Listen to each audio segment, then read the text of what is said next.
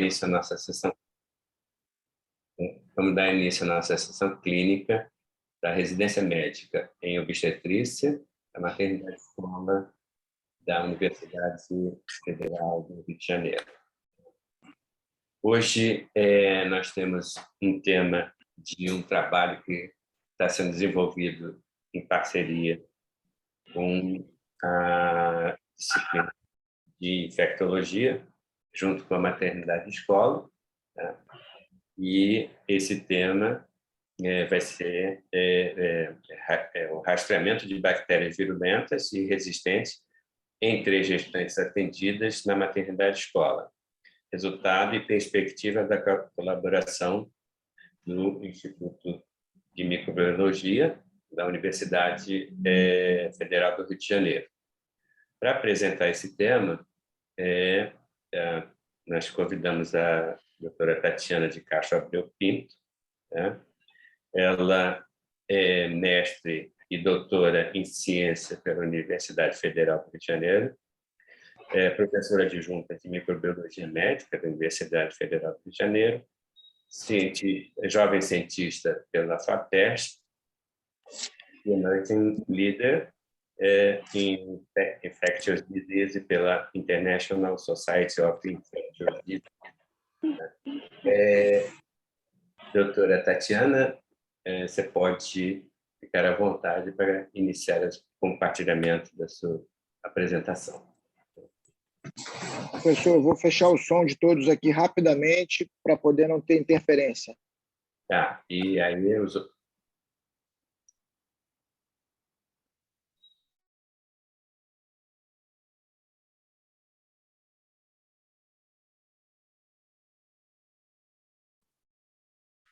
Vocês me ouvem? Sim. Sim? Ok. Bom, então, boa noite, gente. Obrigada. Queria agradecer primeiro o convite. E vou então tentar rapidamente aqui dar um breve overview, né, do que essa colaboração, que, na verdade, já ocorre há muito tempo, né, da maternidade com o nosso instituto lá. Eu gostaria de dizer que o mérito é meu de ter estabelecido essa colaboração, mas, na verdade, não é. É algo que já vem desde 2008 e foi iniciado com o professor Sérgio Fracalanza, que também é professor lá no Departamento de Microbiologia Médica comigo. Na época eu era aluna ainda, mas depois que, né, me estabeleci lá como professora, tive a honra de herdar a colaboração, então, que o Sérgio iniciou, né, com a maternidade escola.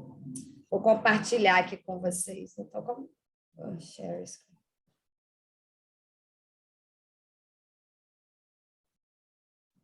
Vocês conseguem ver? Estão vendo direitinho? Uhum. Falta só Pronto, foi? Está em modo apresentação aí para vocês? Não está não. Não está? Não, está em modo de slides. Então, peraí, então eu tenho que compartilhar a tela inteira, né? Tela inteira, exatamente. Isso. Agora, foi? Perfeito. Uhum. Então tá ótimo.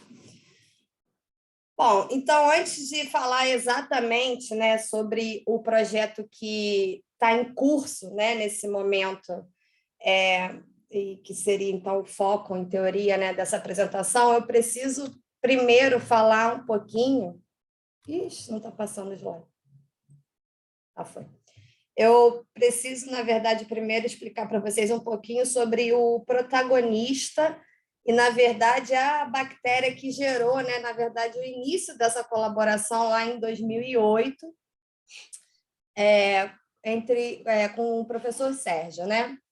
Bom, então, o protagonista, né, nosso dessa colaboração é o Streptococcus agalactis, também conhecido como Streptococcus do grupo B, ou GBS, que é a sigla em inglês para Streptococcus do grupo B. Eu vou pedir já de antemão desculpa para vocês, porque minha apresentação está todinha em inglês, porque eu reaproveitei slides, tá? Tá todinho, os slides estão quase todos em inglês. Então, os estreptococos do grupo B, eles são, na verdade, né, ainda um dos maiores agentes de infecções neonatais, né, que se manifestam principalmente com pneumonia, meningite. Isso, se a gente considerar, né, globalmente, eles ocupam esse ranking ainda. É claro que, dependendo do país, eles descem ou sobem, né, nesse ranking. Aqui no Brasil, para falar bem a verdade, a gente não tem muita ideia do lugar dele aí nesse ranking, tá? Porque a gente não tem muitos dados sobre ocorrência de infecções por estreptococos do grupo B em neonatos. Mas, na verdade, o histórico, né, dessa bactéria é muito interessante, porque ele foi descrito, primeiramente, como um patógeno veterinário, né? Então, os estreptococos do grupo B, eles foram inicialmente descritos em 1887 como um agente de mastite bovina. E assim eles permaneceram por muito tempo, até que, a partir da década de 60, 70, eles ganharam também o reconhecimento como um patógeno humano, emergindo, então, nesse período, né, como um dos principais agentes de infecções perinatais. Tá? Aqui, enfim, alguns dos relatos da época, né, da década de 60, 70, né, que eram relatos iniciais da Associação de Estreptococos do grupo B, que até então era um patógeno veterinário, né, com infecções neonatais. E a gente sabe hoje em dia, né, que a infecção neonatal causada por estreptococos do grupo B, ela tem uma via de transmissão principal. Não é a única, mas é a mais comum e é considerada, portanto, a principal, que é a transmissão vertical. Tá? Então, a gente estima que no mundo inteiro, cerca de 15% das gestantes são colonizadas por estreptococos do grupo B. Essa colonização geralmente ocorre no trato geniturinário e ou gastrointestinal. Então, a gestante pode estar colonizada em um ou outro ou em ambos. Tá? E essa colonização ela é assintomática. Não há nenhum sinal aparente de que os estreptococos do grupo B está presente na microbiota, né, dessa mulher. E por isso não é algo facilmente detectável, óbvio, né? E exatamente por ser algo bem silencioso, né, é que permite, então, com que essa transmissão vertical seja tão frequente também, né, da gestante para o neonato, que ocorre, na maioria dos casos, no momento do parto. Mas em um número de casos menor, né, essa transmissão ela pode acontecer ainda em útero, tá? Ou seja, antes do nascimento, porque a gente já sabe hoje em dia que o estreptococos do grupo B ele é capaz de atravessar a placenta íntegra, tá? Então, ele, enfim, por um caminho ascendente, ele consegue, ainda durante a gestação, atingir, né, o líquido amniótico e que, por sua vez, pode acabar contaminando o feto. Tá? Então, dessa forma, assim, para fins didáticos, a gente divide, né, as manifestações que podem ser causadas por estreptococos do grupo B nos neonatos em 3 formas diferentes, como estão ilustradas aqui no canto inferior direito do slide. Então, a gente pode ter a forma pré-natal da doença, que é essa que ocorre ainda em útero, tá? Essa forma aqui pode, inclusive, levar... pode fazer com que o bebê nasça, enfim, já com a infecção, mas pode levar a um natimorto, né? Ou pode levar a um aborto. Tá? A segunda forma é o que a gente chama de início precoce. Essa é a forma da doença que aparece em neonatos até 7 dias após o nascimento, tá? E geralmente ela é resultado da transmissão no momento do parto, tá? Então é quando o bebê passa pelo canal vaginal que está colonizado por estreptococcus do grupo B. E uma terceira forma que a gente chama de início tardio. Essa é a forma, isso é quando a infecção por estreptococcus do grupo B se manifesta nos bebês entre 1 semana a 3 meses após o nascimento. Geralmente, né, por ser já nesse período após 1 semana ao nascimento, não é associada a essa transmissão no momento do parto, e a gente acredita, na verdade, que nesses casos de início tardio, de infecções do GBS, a fonte possa até ser a mãe também, ou outros adultos que convivem com a criança, mas é uma transmissão horizontal e não vertical. Então, é pelo contato com ambientes contaminados ou com pessoas contaminadas. E o Streptococcus do grupo B, por exemplo, ele não só coloniza trato geniturinário e gastrointestinal, não. Ele pode, por exemplo, colonizar o trato respiratório humano também. Então, pode ser que alguns casos dessa síndrome de início tardio reflitam, na verdade, a transmissão de Streptococcus colonizando o trato respiratório de outras pessoas, né, para o bebê. Tá? E aqui é uma estimativa da Organização Mundial da Saúde, né, que foi realizada em 2020, onde, então, eles estimam, né, que quase 20 milhões de gestantes no mundo inteiro estão colonizadas com Streptococcus do grupo B. Sendo que, como eu falei, isso aí varia de local para local, né, e parece haver, né, uma concentração de números de gestantes colonizados, ou seja, os maiores números ou as maiores proporções de gestantes colonizadas por GBS são na África e no Sudeste Asiático. E aí, tendo em vista essa emergência inicial de Streptococcus do grupo B como patógeno neonatal na década de 60 e 70, e desde então uma crescente importância, né? Na década de 90, o CDC dos Estados Unidos elaborou e publicou uma série de recomendações visando a prevenção dessas infecções neonatais por GBS. O foco, naquele momento, era prevenir e reduzir o número de casos de início precoce, que são aqueles que geralmente resultam da transmissão vertical no momento do parto, que realmente é a forma mais comum, tá? Essa forma de início precoce era que ocorria, por exemplo, em 80% dos casos de infecção neonatal por GBS. Então, era a primeira forma que realmente devia ser administrada, tá? Então, na década de 90, o CDC publicou uma série de recomendações que, basicamente,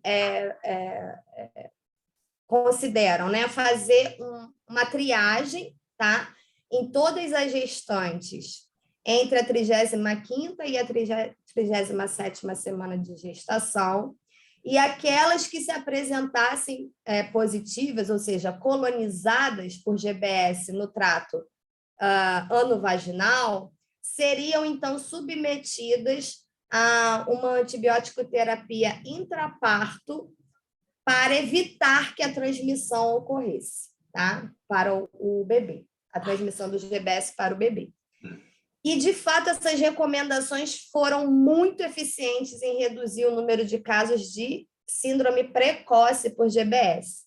Nesse gráfico aqui à esquerda do slide, vocês podem ver, né, que a partir de 1990, né, que foi quando foi implementado ali mais ou menos essas recomendações nos Estados Unidos, né, houve um decréscimo significativo de casos de síndrome precoce lá, né? Algo realmente assim, bem eficiente mesmo, né? Inclusive, eles já estimaram que, por exemplo, né, em questão assim de risco, né, enquanto uma se a gente considerar, né, que não se faz a antibiótico-terapia intraparto, as chances do bebê desenvolver uma infecção precoce por GBS são de 1 em 200. Se a gente aplica a antibiótico-terapia intraparto, isso vai para 1 em 4.000, ou seja, reduz bastante, né, a possibilidade de infecção neonatal. Tá?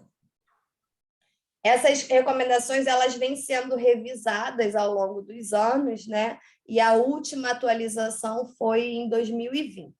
Tá?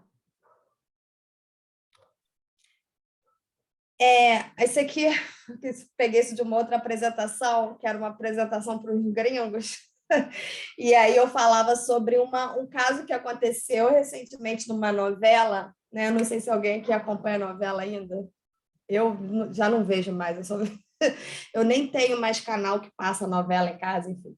E daí é uma novela que eu acho, não sei se já acabou, se ainda está passando, que se chama Um Lugar ao Sol, que retratou, então, na vida de uma das protagonistas da novela, né, um caso de natimorto, se eu não me engano, acho que foi.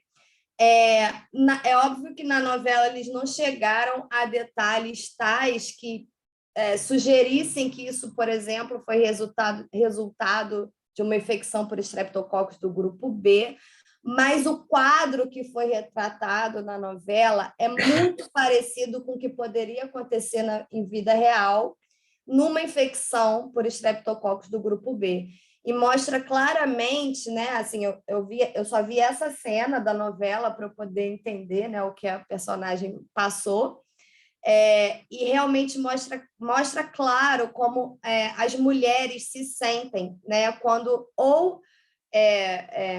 enfim, no caso, claro, de um natimorto horrível, mas assim, ou até mesmo quando um bebê, né, que é nascido saudável, depois de alguns dias, vem a desenvolver uma infecção por Streptococcus do grupo B e descobre que aquela bactéria, na verdade, foi transmitida da mãe para o filho, né? Então, isso para as mães, né, para as mulheres, tem um impacto ainda assim, emocional e psicológico muito grande, que a gente, como cientista e focado no micro-organismo e na clínica, às vezes não considera muito, mas isso aí gera também custos para o sistema, né, de saúde.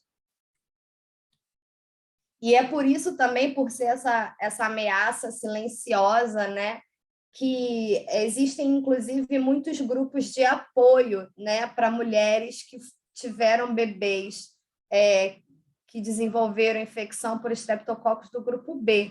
Então, existem essas duas redes de apoio que estão aqui no slide, aqui, no canto esquerdo inferior. Um é dos Estados Unidos, o outro é do Reino Unido, mas, enfim, surgiu como um grupo de apoio para as gestantes e acabou virando uma organização sem fins lucrativos, mas que envolve não só gestantes, ou mulheres que foram atingidas, né, por infecções do grupo B, mas também pesquisadores, médicos. Então, por exemplo, esse Group B Strep Support aqui, que é do Reino Unido, eles fazem até congresso anualmente sobre Streptococcus do grupo B, e nesses congressos a gente tem a participação não só de quem estuda a bactéria, como também daquelas mulheres que passaram por experiências, né? O que é bem legal, porque permite essa conscientização popular sobre, né, essa ameaça de forma bem mais fácil também. Bom, aqui só para a gente ter uma ideia que, na verdade, a gente foca nessas infecções neonatais, principalmente na infecção neonatal de início precoce, mas há vários desfechos que podem ser associados com, primeiro, a colonização por Streptococcus do grupo B na mulher, na gestante, e segundo, com uma eventual infecção por Streptococcus do grupo B. Então, não só o neonato, mas também a própria mulher, ela pode acabar... A colonização ela é inicialmente assintomática, mas ela pode virar uma doença com sintomas depois, tá? E naquela mesma estimativa da Organização Mundial de Saúde, realizada em 2020, né, eles viram que são cerca de 520 mil partos prematuros que podem ser associados com o GBS, 390 mil casos de doenças em neonatos, tá? Mais de 90 mil óbitos, mais de 46 mil natimortos, cerca de 40 mil que sobrevivem à infecção por estreptococcus do grupo B, acabam também vivendo com sequelas permanentes, algumas neurológicas, né, como surdez ou, enfim, outras várias. E acontece que todo esse fardo associado aos estreptococcus do grupo B também não é igualmente distribuído, né, no mundo inteiro. A gente tem realmente os piores números e os maiores números de casos e de óbitos ainda concentrados nos países com baixas condições socioeconômicas, né? Então, a gente consegue ver aqui, por exemplo, por esse mapa aqui do lado esquerdo, né, que mostra a distribuição do número de casos de síndrome precoce, que seria esse laranja mais escuro, laranja rosa, não sei, de síndrome tardia, que seria esse rosinha claro, e de doença materna, que seria essa cor aqui mais amarelinha, né? A gente vê que a distribuição dessas 3 formas de doença não é igual no mundo inteiro, e vocês veem que as maiores pizzas, elas são concentradas, essa pizza aí, ela aumenta conforme o número de casos, né, em cada região. Então, vocês veem que na Europa e na América do Norte é uma pizza bem pequenininha, né? E em vários dos países que ainda estão, que têm baixas condições socioeconômicas, né, de baixa e média renda, possuem aí pizzas bem maiores, né? E a gente consegue ver também por esse mapa aqui que, por exemplo, na Europa e na América do Norte, o impacto do GBS como agente de doença materna, né, proporcionalmente, é bem maior do que em outros locais. Porque nesses outros locais a gente ainda não conseguiu muito bem, de forma eficiente, combater a infecção neonatal, né? Então, a infecção neonatal ainda se apresenta, por GBS, ainda se apresenta como uma ameaça mais frequente e mais importante do que a doença materna. Tá? E aí, como eu falei, né, a gente tem um fardo maior das infecções por estreptococcus do grupo B nesses países de baixa e média renda, ao passo que esses são também os mesmos lugares em que a gente não tem, de forma muito eficiente, a aplicação daquela triagem de todas as gestantes, entre a 35ª e a 37ª semana de gestação, e também não há, portanto, a aplicação da antibiótico-terapia intraparto de forma regular, né? Aqui no Brasil, por exemplo, não há, assim, oficialmente uma recomendação de que todos, pelo SUS, né, de que todas as gestantes entre a 35ª e a 37ª semana devem ser triadas para colonização por grupo B. Não há essa recomendação, né? E o que acontece aqui é que cada instituição estabelece seu próprio critério. Assim, a justificativa para a ausência de uma recomendação nacional ou até mesmo regional, né, é que não há dados que justifiquem, né, direcionar tanto investimento para a triagem dessas gestantes, né, porque isso requer investimento, porque não se sabe direito ainda exatamente, como eu falei lá no início da apresentação, qual o impacto que as infecções por GBS realmente têm, né, entre os brasileiros. Tá? Só que a questão da ausência desses dados, ela não é reflexo da falta de importância de GBS em nosso meio. Ela muito provavelmente é reflexo pela falta de estudos sobre isso no nosso meio, né? É difícil, é um pouco mais difícil fazer esse tipo de estudo, porque ele envolve uma população que já é muito sensível, né? Você tem que lidar com gestante, ou você vai ter que lidar com neonato, imagina, né? Bebês de até 7 dias após o nascimento. Então, assim, realmente é algo ainda que a gente precisa caminhar muito para conseguir agrupar dados que deem uma visão assim mais certeira do que acontece em nível Brasil, né? O que a gente tem são muitos estudos regionais, como, por exemplo, essa colaboração que existe entre o Instituto de Microbiologia e Maternidade Escola. A gente tem um perfil lindo das gestantes que são atendidas lá, né? Mas isso não reflete nem a totalidade das gestantes do município do Rio de Janeiro, né? Então, para a gente conseguir atingir isso, esse nível de dados, falando em Brasil, que é esse país de dimensão continental, a gente precisa primeiro, na verdade, de investimento em ciência, né? Mas, enfim, como eu falei, requer investimento, né? E além da população ser uma população assim já sensível, é caro fazer essa triagem. Primeiro porque o Streptococcus do grupo B, ele não é uma bactéria que vai crescer em qualquer meio de cultura e em qualquer condição de incubação, tá?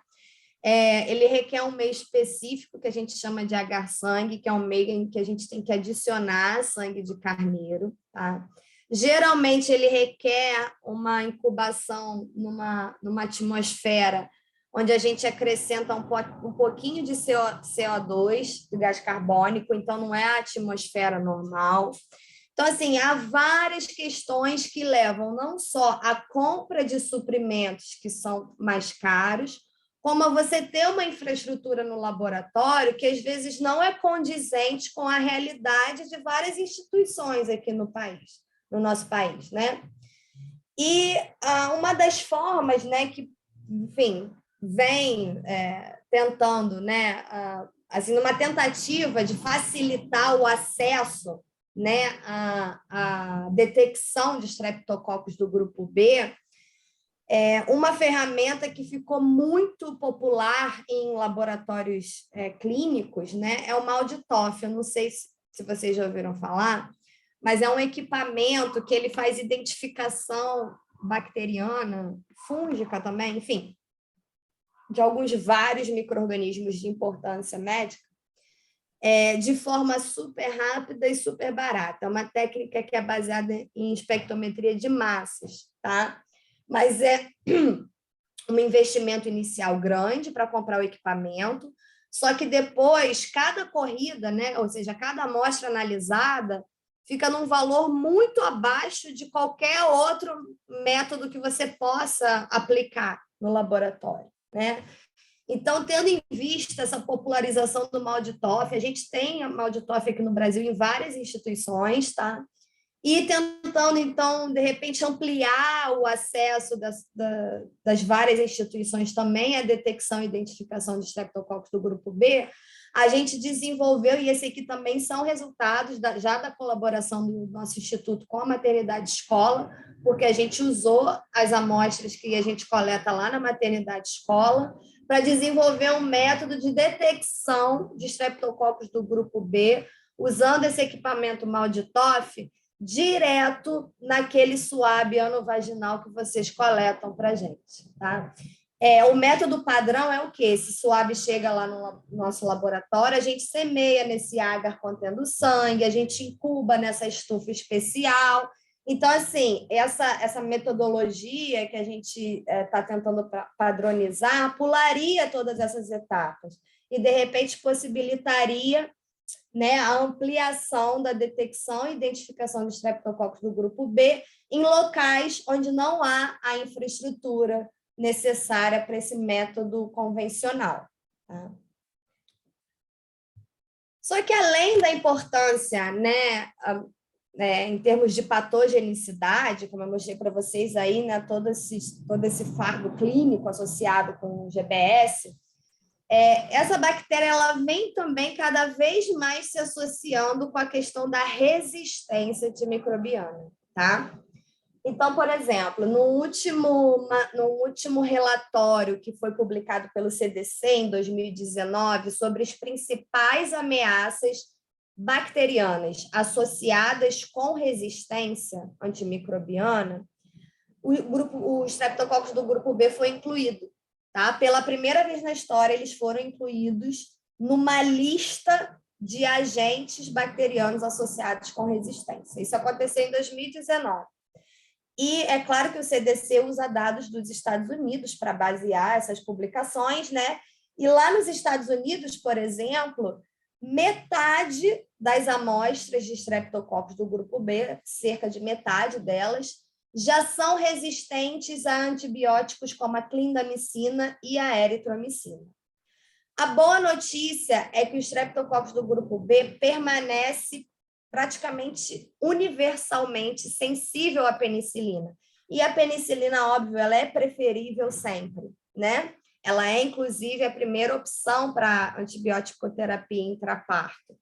No entanto, a gente tem que considerar as pacientes que são alérgicas à penicilina, né? E, é claro, é bom a gente ter outras opções, né? O que seria considerado uma segunda opção seria a clindamicina ou a eritromicina. Só que lá nos Estados Unidos, por exemplo, isso já não dá mais para ser, isso já não é mais plausível, porque cerca de metade das cepas de Streptococcus do grupo B que circulam lá agora já são resistentes a esses dois, clindamicina e eritromicina. E aí, tendo em vista essa crescente importância de Streptococcus do grupo B, né, a Organização Mundial de Saúde publicou no ano passado também um documento que, na verdade, faz parte de um dos objetivos lá, né, da agenda deles até 2030, que é investir ou unir esforços, tá, com diferentes setores da sociedade para que uma vacina para Streptococcus do grupo B seja disponibilizada o quanto antes e a gente consiga prevenir, né, todas essas infecções. A Organização Mundial de Saúde estima que uma vacina contra Streptococcus do grupo B conseguiria, por exemplo, prevenir mais de 50 mil casos de óbitos relacionados à GBS por ano. E isso, se a gente atingir uma cobertura vacinal de 70% das gestantes. Ou seja, se a gente aumentar essa cobertura, um número maior de óbitos associados à GBS ainda será também prevenível, né?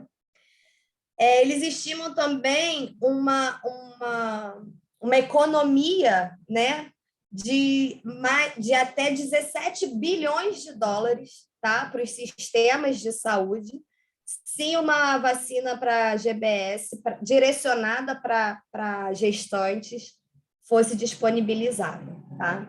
Eles estão levando em consideração aqui não só essa parte de triagem, antibiótico terapia intraparto, mas também, claro, os custos decorrentes, né, de todos os pacientes que acabam desenvolvendo uma infecção por Streptococcus do grupo B. Tá? E isso, inicialmente, então, de cara, já haveria uma economia de 17 bilhões de dólares, sendo que, após vários anos de vacinação, eles estimam que essa economia possa ser ainda maior. E essas vacinas que estão realmente assim, bem avançadas, estão em fases bem avançadas de desenvolvimento, tá? Elas se baseiam num polissacarídeo que está presente na cápsula, tá? Do Streptococcus do grupo B.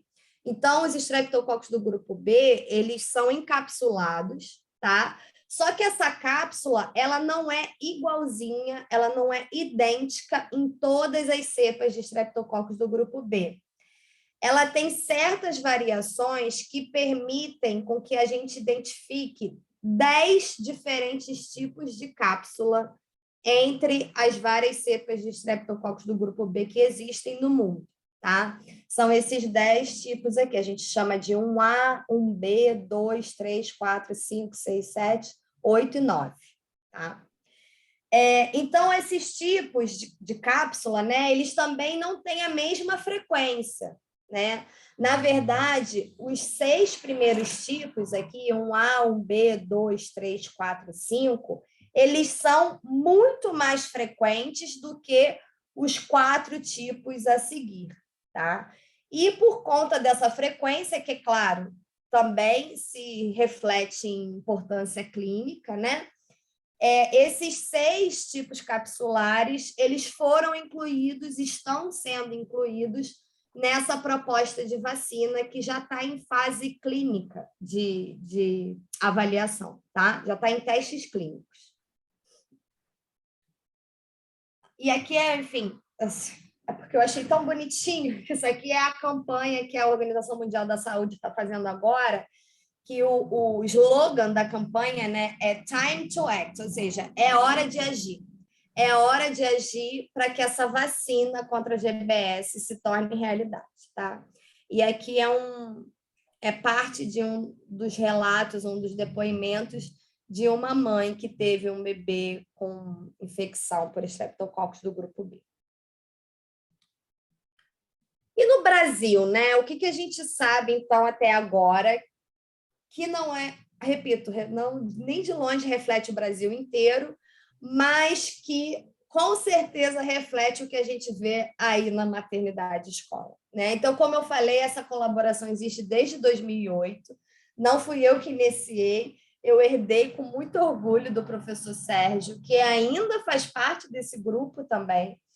E aí a gente tem, como eu falei, um perfil muito robusto, a gente sabe muito bem o perfil dessas gestantes, a gente sabe muito bem as taxas de colonização por Streptococcus do grupo B, e isso vem sendo acompanhado temporalmente, né? Então, por esse gráfico aqui do lado direito do slide, que está nessa publicação aqui nossa de 2000, um artigo de 2018, se eu não me engano, acho que sim, esqueci o ano. Vocês podem ver que desde o início da colaboração, que foi em março de 2008, né, até final de 2015, a taxa de colonização por Streptococcus do grupo B entre as gestantes atendidas na maternidade escola variava entre 20% e 30%. E ela era uniforme, né, ao longo dos anos. Vocês veem que não há muita variação de acordo, né, com o período de tempo, tá? Além disso, né, nessa publicação que compilam os dados, né, até 2015, a gente tinha um nível de resistência à clindamicina e eritromicina entre as cepas que a gente isolou das gestantes da maternidade escola, bem baixo, tá? Olha, a clindamicina, vocês conseguem ver aqui, ó, que fica entre 2% e 3% de resistência, ou seja, bem pouco, se a gente considerar que nos Estados Unidos 50% das cepas são, tá? Para a eritromicina é um pouquinho maior, mas varia de 8 a 18. É uma taxa ainda bem menor do que eles detectam lá nos Estados Unidos, tá?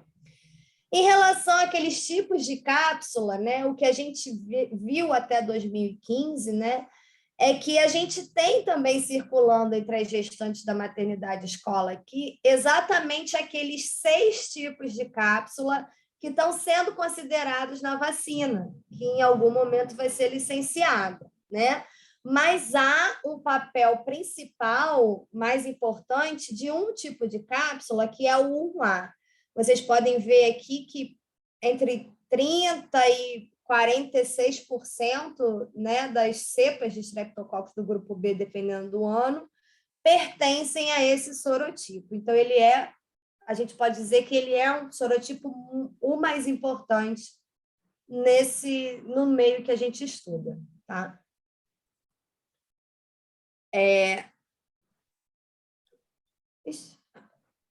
No entanto, só queria falar para vocês aqui que a gente está no foco aqui na população materno-infantil, mas o GBS ele vai além, tá? Dessa população aí. Desde a década de 90, por exemplo, vem aumentando muito o número de casos de infecções por GBS em adultos não gestantes. É claro que a maioria desses adultos que acabam sendo acometidos por infecções, até invasivas, por GBS, apresentam geralmente alguma comorbidade, tá? O GBS ele continua sendo um patógeno muito importante na veterinária. Falei para vocês que ele foi descoberto como tal e continua até hoje como um dos principais agentes de mastite bovina, inclusive no Brasil. Tá? Há várias evidências, tá, que sugerem que o Streptococcus do grupo B pode ser transmitido sexualmente, o que tem uma implicação importante para esse cenário materno-infantil que a gente está falando aqui também. E mais ainda, há que se descobrir o que vai acontecer com ele após Covid, né? Porque eu não sei se vocês acompanham, mas assim, vou pular isso aqui. Eu não sei se vocês acompanham, mas a pandemia vem causando consequências, algumas boas, outras, maioria ruim, tá? Mas tem algumas consequências que a gente pode considerar positivas, no cenário das doenças infecciosas em geral. Então, por exemplo, né, todas essas medidas que a gente adotou para mitigar a pandemia, como distanciamento social, uso de máscaras, que eram para evitar a transmissão do SARS-CoV-2, na verdade, acabavam também evitando a transmissão de outros patógenos respiratórios, né? Então, existe um estudo, né, de vigilância que é chamado IRIS, né, que depois, se vocês quiserem, o acesso a esses dados é livre e aberto. E aí, se vocês quiserem, eu posso compartilhar com vocês aqui o endereço onde vocês encontram esses dados. Bom, mas esse projeto, né, que é de um grupo bem grande de vigilância, percebeu que após o advento da Covid, né, após o início da pandemia, várias outras infecções, até de outras etiologias que não virais, como, por exemplo, infecções bacterianas respiratórias, também vêm caindo, o que pode ser considerado, pelo menos em parte, resultado dessas medidas de mitigação da pandemia, né? Então, por exemplo, infecções por Streptococcus pneumoniae vêm reduzindo, infecções por hemófilos influenza, infecções por Neisseria meningitidis, tá? Tudo isso diminuindo acompanhando, né, a pandemia. Só que esse mesmo projeto também analisou a distribuição das infecções por Streptococcus agalactiae, ou GBS, Streptococcus do grupo B, né, ao longo aí dos anos, incluindo esse momento em que a pandemia foi, então, determinada. E diferente desses outros patógenos respiratórios que eu citei anteriormente, o que esse grupo aqui, o que esse projeto de vigilância viu é que não houve qualquer alteração na incidência de infecções por GBS. Ou seja, a pandemia não influenciou nesse aspecto, tá? Isso são resultados desse projeto. No entanto, não é o que a gente tem visto, tá, pessoal? A nossa última publicação dessa colaboração foi aquela que eu mostrei para vocês, que, então, reflete os dados até 2015, né? E como eu mostrei para vocês lá, até 2015, a gente tinha uma taxa de colonização entre 20% e 30% das gestantes atendidas na maternidade e escola. O que a gente começou a ver a partir de 2016 foi uma redução, primeiro sutil, mas que, a partir da pandemia, foi bem drástica na taxa de colonização das gestantes por Streptococcus do grupo B. É claro que isso pode ser um efeito natural, isso aqui pode ser uma casualidade, tá? Só que a gente acredita fortemente que, na verdade, que é uma causalidade, sim. Coincidentemente, em 2015, né, foi quando a gente teve aqui no Brasil também aquela epidemia de Zika, que afetou majoritariamente essa mesma população aqui que a gente está analisando, né? E se a gente considerar que uma das potenciais vias de transmissão, né, de Streptococcus agalactis seja a transmissão sexual também, e o próprio vírus da Zika também foi associado com essa via, pode ser que as medidas de contenção do vírus Zika tenham também, de alguma forma, impedido a transmissão de Streptococcus do grupo B, tá? E aí pode ser que essa taxa a taxa de colonização tenha começado a reduzir sutilmente, né, depois desse evento, mas vocês veem aqui que quando foi estabelecida a pandemia, né, em 2020, até 2019, né?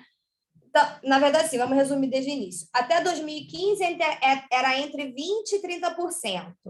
A partir de então, até 2019, essa taxa ficava entre 10% e 20%. Tá? A partir de 2020, quando determinada a pandemia de Covid, essa taxa despencou. Primeiro para menos do que 10%, e em 2021, no ano passado, cerca de 4% das gestantes. Tá? Então, é uma diferença muito grande para ser uma casualidade. Tá? A gente sabe que a pandemia, né, levou a diferenças, a mudanças, né, em diversos aspectos da nossa vida. Né? Então, tem essas medidas de mitigação da pandemia, né, onde a gente começou a usar muito mais antissépticos, sabonetes antissépticos, álcool gel o tempo todo.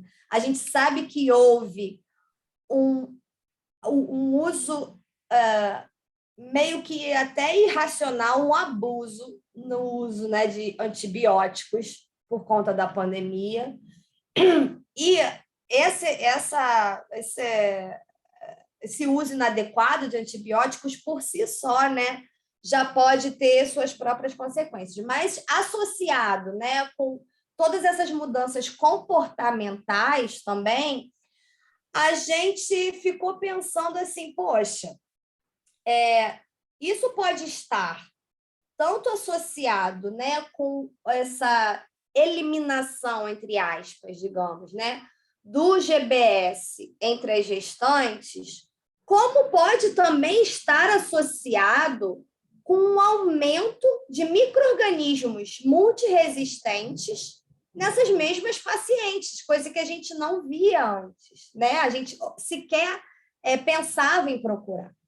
Então, a partir daí, né, dessa observação de que o GBS estava sumindo, comportamento mudando, prática clínica no uso de antibióticos mudando, a gente pensou, nossa, será que esse trato ano-vaginal dessa gestante também está mudando? Assim, a composição dessa microbiota, né?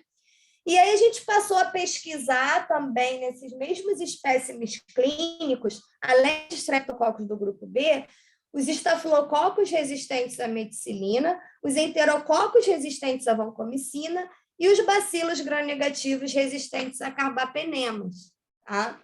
E aí a gente avaliou a ocorrência dessas bactérias multiresistentes nessa população de gestantes antes e depois que começou a pandemia. Tá? Esse projeto, ele inclusive ganhou um financiamento num edital super concorrido de uma agência do Reino Unido de financiamento científico, que é essa daqui, o Bactivac.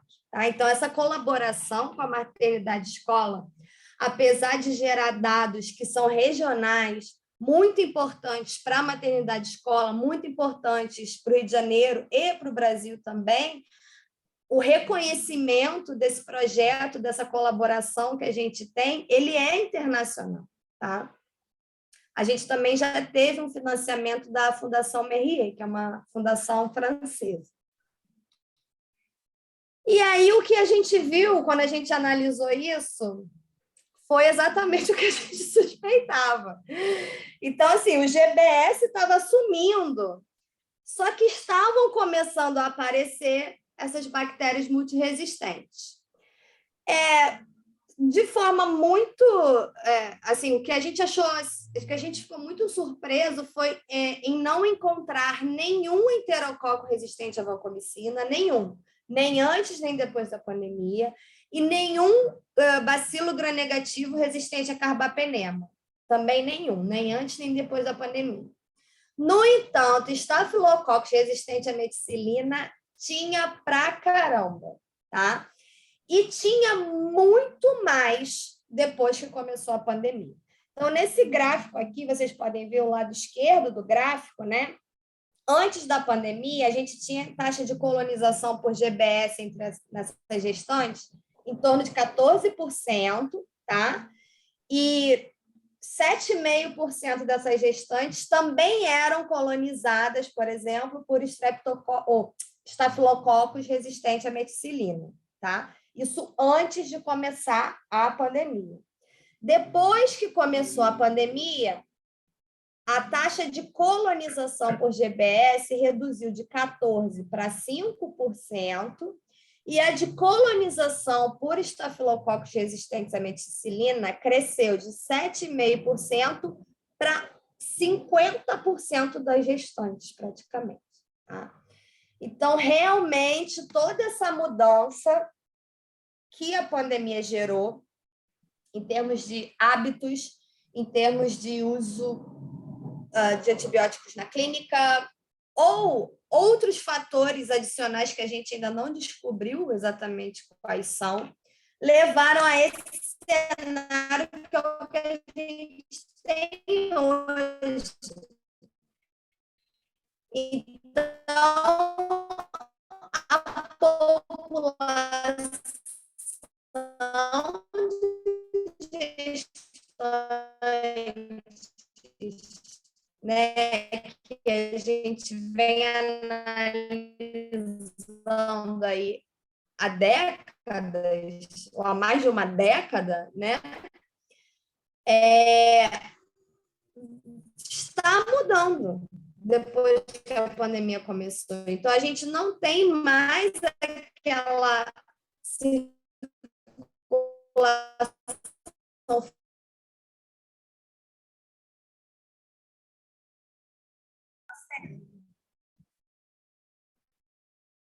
Já acabou meu tempo, gente? Eu posso continuar? Está acabando aqui, prometo, tá? Não, a gravação que foi continuada.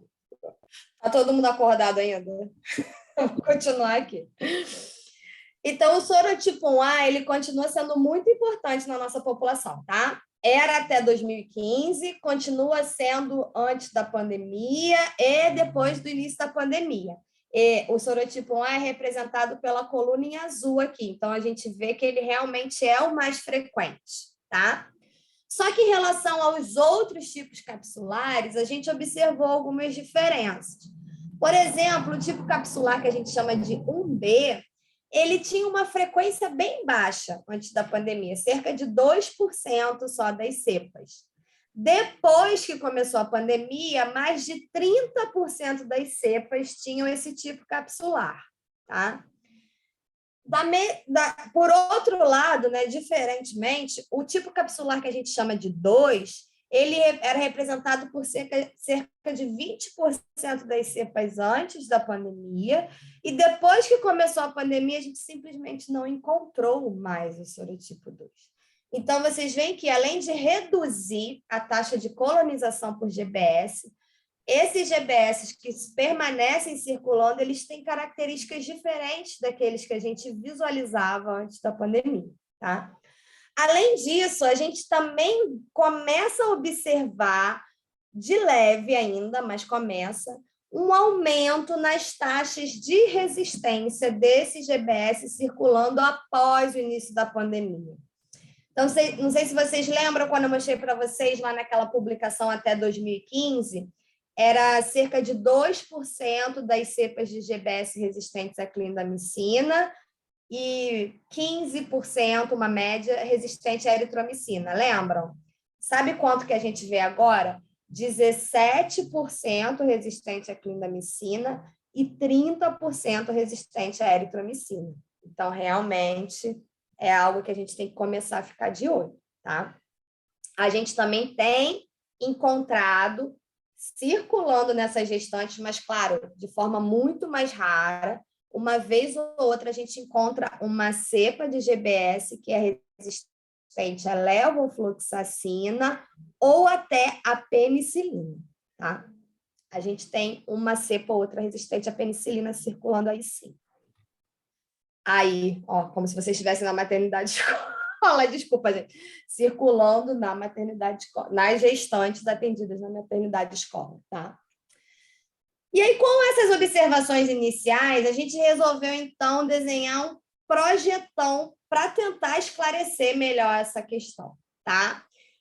Com esse projetão, a gente ganhou um financiamento através de um edital da FAPERJ, tá? A gente ganhou isso em 2019, aí depois veio pandemia, enfim, o dinheiro chegou ano passado e o projeto começou também, no final do ano passado, foi quando o dinheiro entrou. Que aqui, enfim, tem, né, repete a importância disso que eu falei. O nome desse projeto é Projeto Minerva.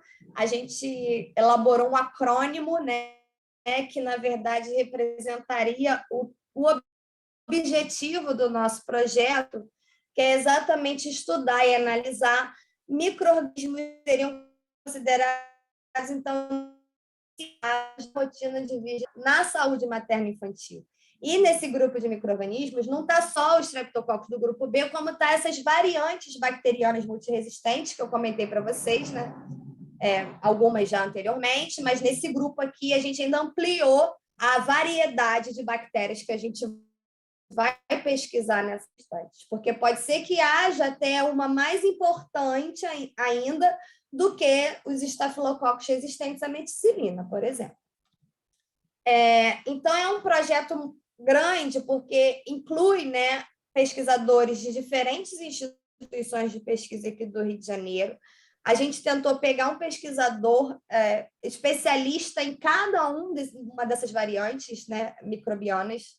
Então, a gente tem pesquisadores do UFRJ, da UF, da UERJ, da Fiocruz, claro, contando sempre com a colaboração da Maternidade Escola, que é a outra instituição que faz parte desse conjunto aí, né, de forças, né? E os objetivos principais são, primeiro, detectar a prevalência desses vários micro-organismos que a gente está pesquisando. Depois, desses que a gente isolar, ver o perfil de, principalmente, né, focando sempre resistência a antimicrobianos, tá? Determinar sorotipos, por exemplo, Streptococcus do grupo B, para Streptococcus do grupo B, é muito importante ver o tipo da cápsula, porque isso tem uma implicação direta na vacina, né? Então, para aqueles micro-organismos que possam ser divididos em tipos diferentes, a gente vai determinar esses tipos, tá? Vai fazer o sequenciamento de genoma completo de algumas variantes que a gente considerar mais importantes e vai ainda também correlacionar todos esses dados microbiológicos que a gente vai obter com os dados clínicos e sociodemográficos que as gestantes fornecem para a gente através daquele questionário, de repente determinar certo dado clínico que esteja fortemente associado com a colonização por estafilococcus resistente à meticilina, por exemplo. E se a gente conseguir estatisticamente fazer essa correlação, não precisa, em teoria, nem rastrear essa gestante para estafilococcus resistente à meticilina. Se houver um dado clínico, né, que seja fortemente correlacionado com isso, a partir do momento que a gestante relata ter esse dado clínico, isso já pode direcionar a gestante para algum tipo de manejo especial, porque ela tem esse micro-organismo multiresistente. Tá? Então, é muito importante o preenchimento desse questionário que vai junto com o TCLE. A gente pretende também comparar o que a gente conseguir isolar e caracterizar dessas gestantes com o que está circulando em outros pacientes, né, no estado do Rio de Janeiro. Então, muitos desses pesquisadores envolvidos nesse projeto possuem a sua própria coleção de culturas, né, vindas de pacientes hospitalizados, de pacientes da comunidade. Então, a gente quer comparar para ver exatamente se são os mesmos tipos que estão circulando em gestantes e pacientes hospitalizados, por exemplo, tá?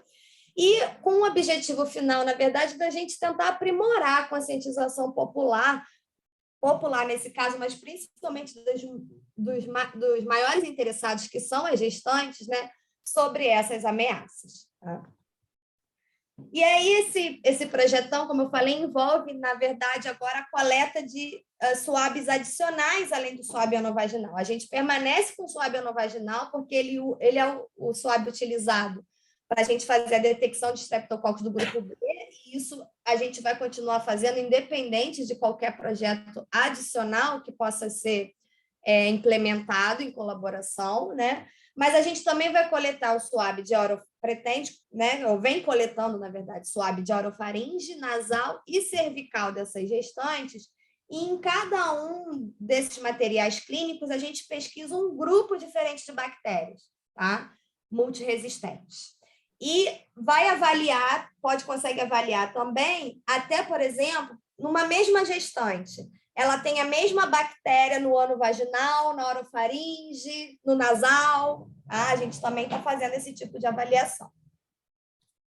E a gente pretende também incluir, né, que deve começar em breve, uma coleta de diferentes swabs também dos neonatos, né, que frequentam também a maternidade escola, ou nasceram ou estão ou tiveram que ficar de alguma forma internados, né, na UTI neonatal.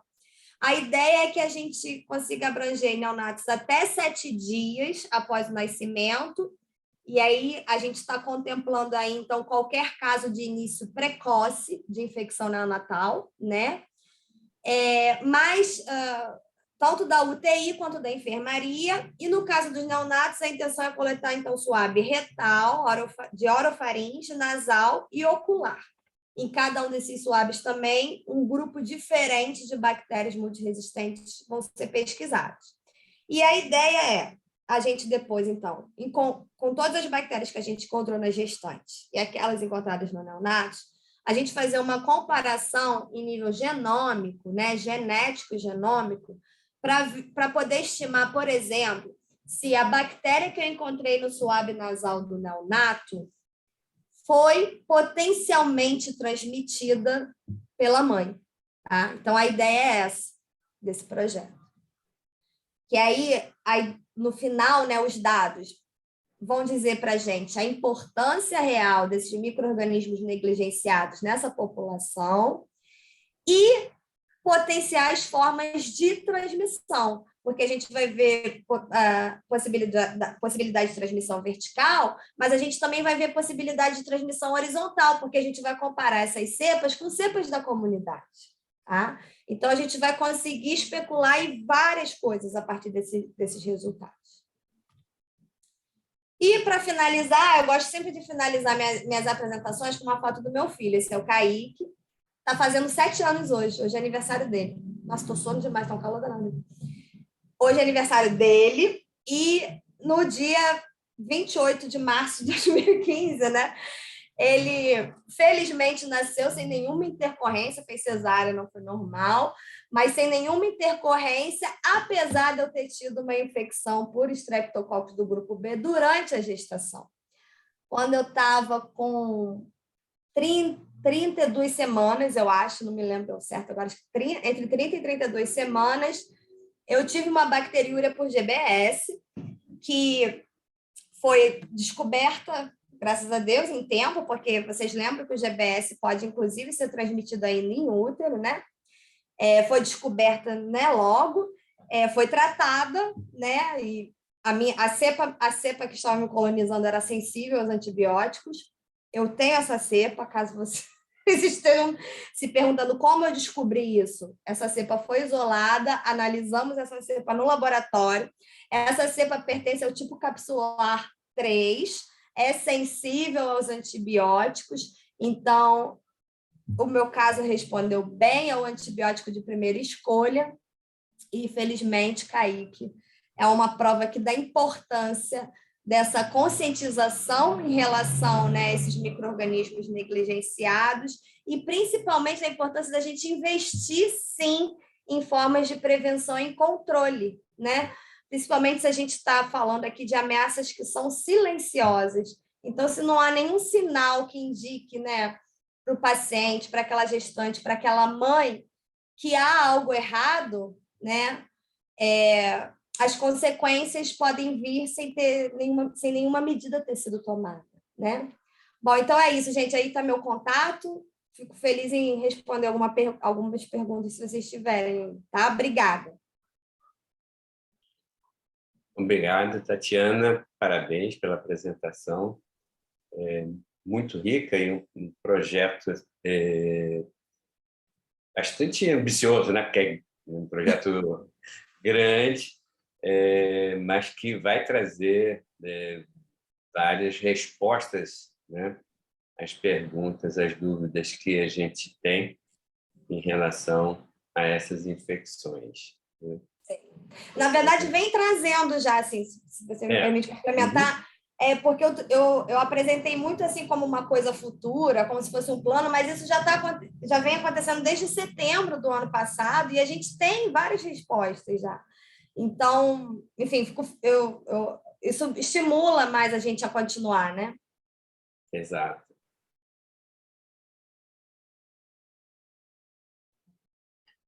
Ok. Bom, então nós vamos colocar à disposição da sala. Quem quiser fazer alguma pergunta, Marcelo deve estar ansioso aí para fazer alguma pergunta, algum comentário. Então, vamos lá, Marcelo.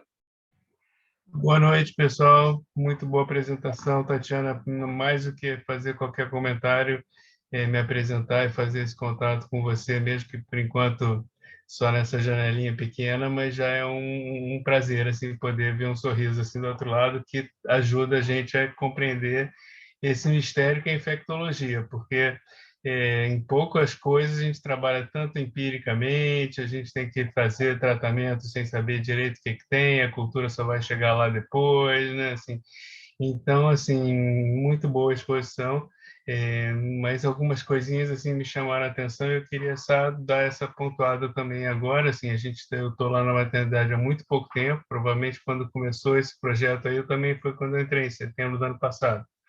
Estou fazendo essa parte de CCIH.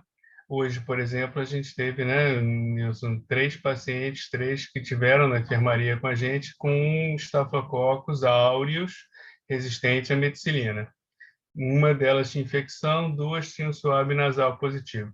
A gente já faz um rastreamento, né, assim, com o laboratório terceirizado lá da gente, daquelas pacientes que têm uma história de risco, já terem passado em outro estado, já terem outra internação, e aí que a gente vai encontrar alguns agentes patogênicos nessa parte do estafilococcus, só para o pessoal que às vezes é mais de uma outra área, né, da infectologia, assim, não confundir todo estafilococcus resistente à meticilina com o MRSA, que é uma coisa que a gente sabe que é patogênica, tem que tratar e tal, e outra coisa é encontrar um Staphylococcus hemolítico, que pode ser patogênico em várias situações, assim, mas é diferente. E aí a pergunta que eu queria deixar com você, ao final, é o seguinte: poxa, caiu muito, realmente, assim, não sei se pelo Covid, pelos hábitos, por que foi, mas foi realmente, assim, aquele dado é um dado muito impressionante, assim.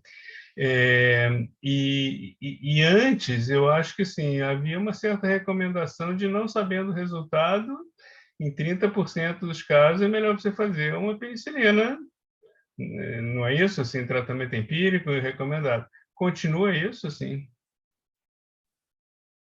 Então, na verdade, eu acho que isso é bem peculiar de cada instituição, né? Acho que cada instituição aplica a sua própria política, né? Tanto em relação à triagem, quanto em relação à aplicação ou não dessa profilaxia intraparto. De repente, a Penélope pode até falar melhor sobre como isso funciona na maternidade, mas eu só queria adicionar em relação aos estafilococcus que você mencionou. A gente tem alguns MRSA dessas gestantes, alguns, mas cepas sim. A grande maioria são coagulase negativo, Só que o que chama a atenção da gente é que a gente tem estudos do Rio de Janeiro recentes mostrando a emergência de surtos em UTI neonatal por hemolíticos resistentes à meticilina. Tem aumentado muito, e assim, é claro que, né, a gente está, em teoria, a gente considera, né, essas gestantes que a gente analisa, né, pacientes da comunidade, né, elas não estão hospitalizadas e tal, então a gente fica pensando o que esses hemolíticos resistentes à meticilina está fazendo na gestante que, enfim, não passou no hospital, né? Então, assim, isso tudo aumentou a nossa curiosidade. Então, da mesma forma como a gente começou a achar muito estáfilo resistente à meticilina, a gente pensou, pô, será que tem outras coisas resistentes também, né?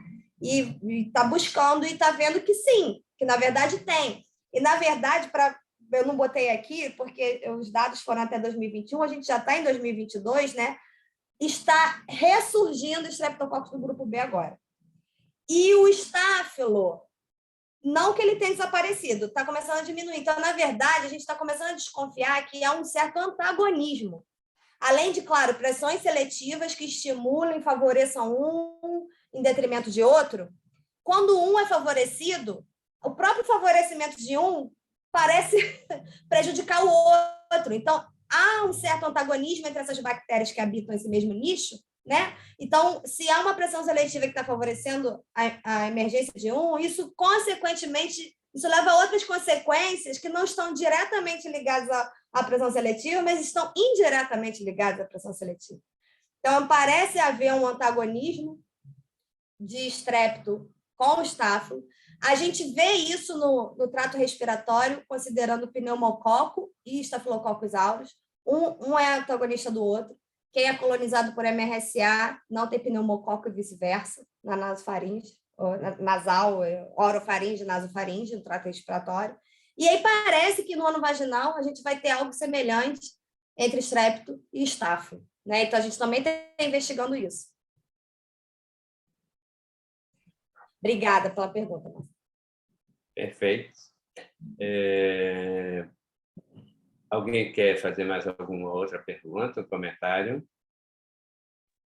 Professor? Sim, Cristos. Obrigado, professor. Tatiana, parabéns pela apresentação. Mais uma vez, aprendi bastante aqui. Eu tirei um monte de dúvidas que eu tinha. Ah, que bom. Um monte de coisa que eu não tinha nem noção. Enfim, excelente apresentação. Tá de parabéns e parabéns por cair. Obrigada. Obrigada. Deixa eu te fazer uma pergunta. Normalmente, quando a gente... Isso tanto na maternidade como também na clínica privada, quando a gente manda para laboratórios privados, quando a gente faz a cultura pela GBS, não vem antibiograma.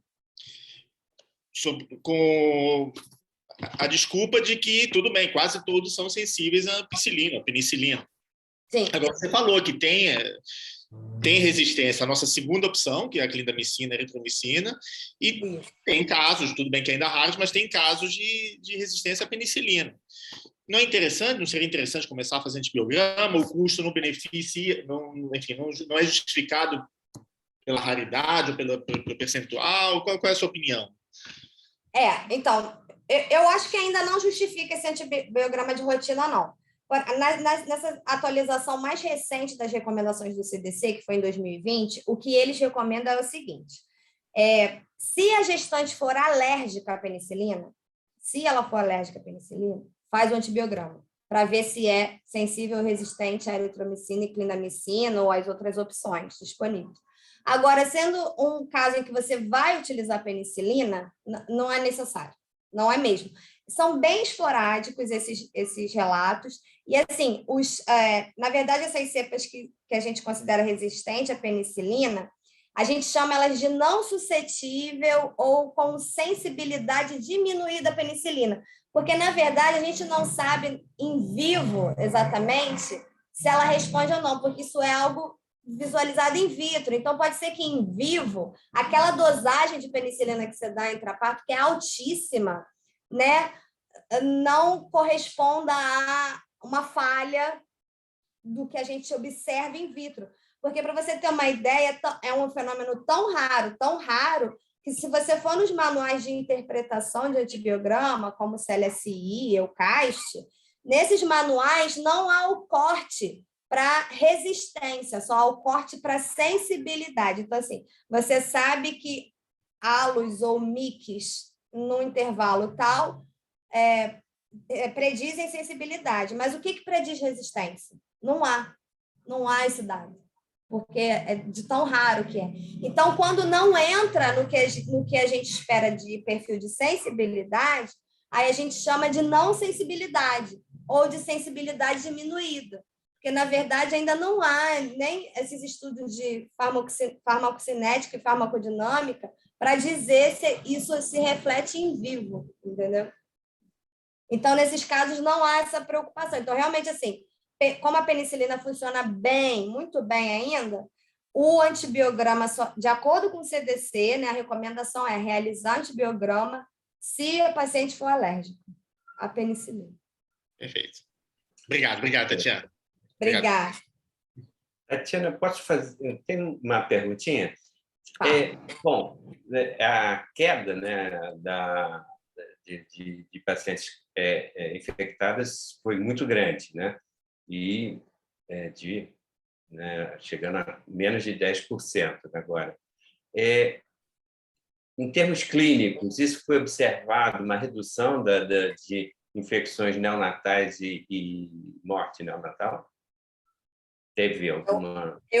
Eu não sei responder isso, porque a gente se ateve até então, a gente se atém até então à população da gestante. Talvez a Penélope ou não sei, o Arthur trabalha na UTI neonatal, talvez ele possa dizer. Eu não sei, eu acho que teria que ser alguém, né, que só um instantinho, está acabando. O aniversariante chegou aqui, ó. Parabéns. Todo mundo te deu parabéns, Kaique, agradece. Fala obrigado. Então, eu não sei te dizer. Aí eu teria que ver com alguém realmente que acompanhou nesse período. Pode ser que a gente tenha dados interessantes sobre isso, agora que a gente vai começar também a rastrear os neonatos, né? Exato. Ok. Obrigado. Alguém mais falar? Quer fazer um comentário? Penélope? Tatiana, parabéns pela apresentação. A gente já tem essa longuíssima parceria, né? Eu lembro de 2008, quando eu conversei pela primeira vez com o professor Fracalanza, e a gente... diversos trabalhos, né? Diversas publicações aí do grupo de vocês aconteceram aí durante esses anos todos. Então, agradeço aí a parceria. A gente tem uma aluna do mestrado profissional da maternidade escola que, nesse momento, acabou recém-matriculada, que é a Paloma, que vai trabalhar no GBS também, vai complementar aí, né, pegando mais uma parte clínica aí do projeto de vocês.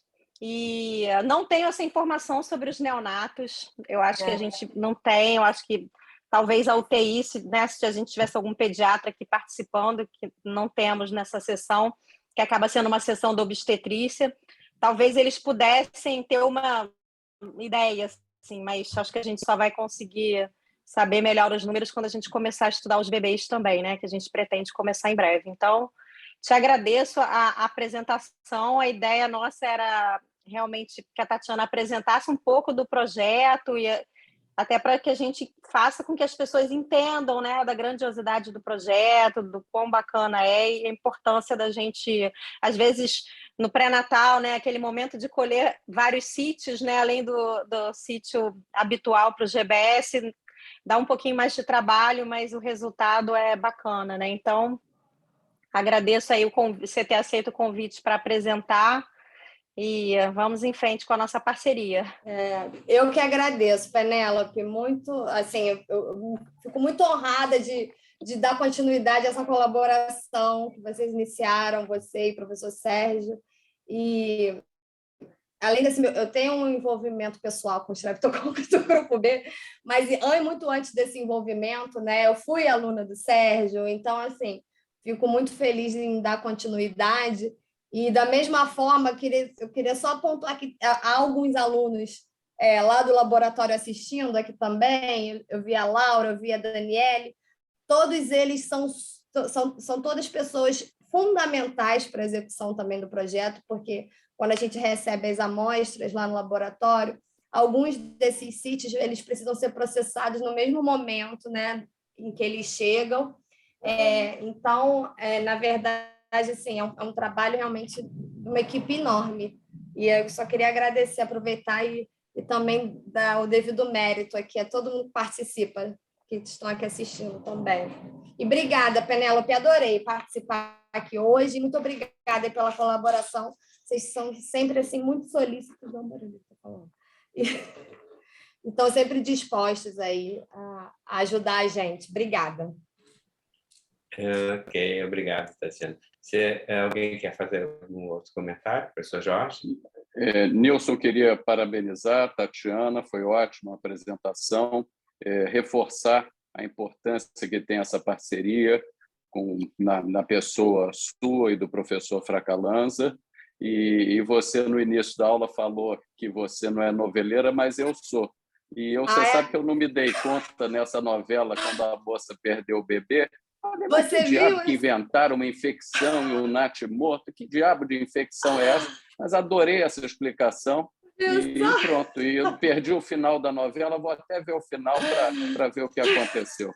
Mas esse início eu via sistematicamente. Tá de parabéns, foi ótima a sessão, hein? Muito bom.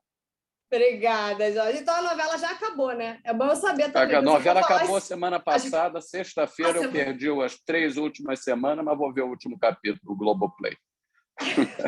Tá ótimo, então. Um abraço, Obrigada. tudo de bom, hein? Obrigada. Tá certo. Obrigado, então, a todos. Obrigado, Tatiana, principalmente a você, né, que trouxe bastante conhecimento, bastante informação para a gente e, né, um futuro de maior número de informações. Tá? Gostaria de agradecer também a todos que estiveram presentes nessa sala e convidar a todos para a semana que vem estarmos juntos de novo no mesmo horário. Tá? Boa noite a todos. Tchauzinho. Obrigada, gente. Tchau, tchau. Boa noite. Tchau.